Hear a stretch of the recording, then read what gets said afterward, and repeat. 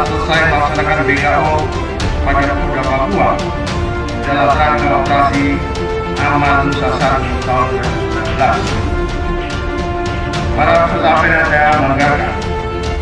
Oleh sebab itu saya atas nama pribadi dan juga Kapolda Sulawesi Selatan beserta seluruh pejabat utama Polda Sulawesi Selatan sekali lagi mengucapkan terima kasih dan penghargaan yang setinggi-tingginya pada Kominfo Yudika Suratika selaku Dasar Timur Polda Sulsel